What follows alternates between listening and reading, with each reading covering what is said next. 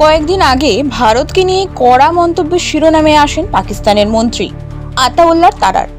X মাধ্যমে তিনি দাবি করেছিলেন 24 থেকে 36 ঘন্টার মধ্যে নাকি ভারত হামলা করবে পাকিস্তানে। তার কাছে নাকি এ বিষয়ে নির্দিষ্ট ইনপুট আছে। সেসব কথা বলার পরই ওই পাক মন্ত্রীর বিরুদ্ধে পদক্ষেপ নিল ভারত। গত 22 এপ্রিল পহেলগাঁওতে জঙ্গি হামলার পর জবাব দেওয়ার প্রস্তুতি নিচ্ছে ভারত। এরই মধ্যে পাক মন্ত্রী এমন মন্তব্য করে জল্পনা বাড়ান। এরপর শুক্রবার আতাউল্লাহ তারার এক্স অ্যাকাউন্ট ব্লক করে দেওয়া হয়েছে ভারতে। পাকিস্তানের তথ্য ও সম্প্রচার মন্ত্রী আতাউল্লাহ তারার এক্স অ্যাকাউন্টের একটি স্ক্রিনশট সামনে এসেছে। সেখানে দেখা যাচ্ছে প্রোফাইলের ছবি ও পুরো অ্যাকাউন্ট কালো।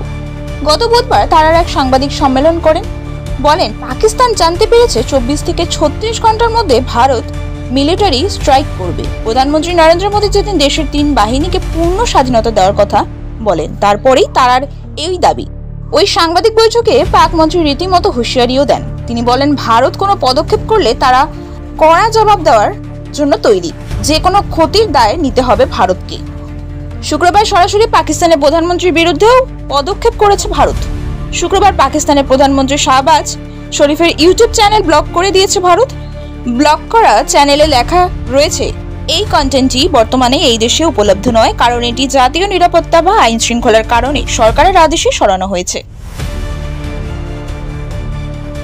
নতুন নতুন আপডেট পেতে সাবস্ক্রাইব করুন নিউজ আপডেট।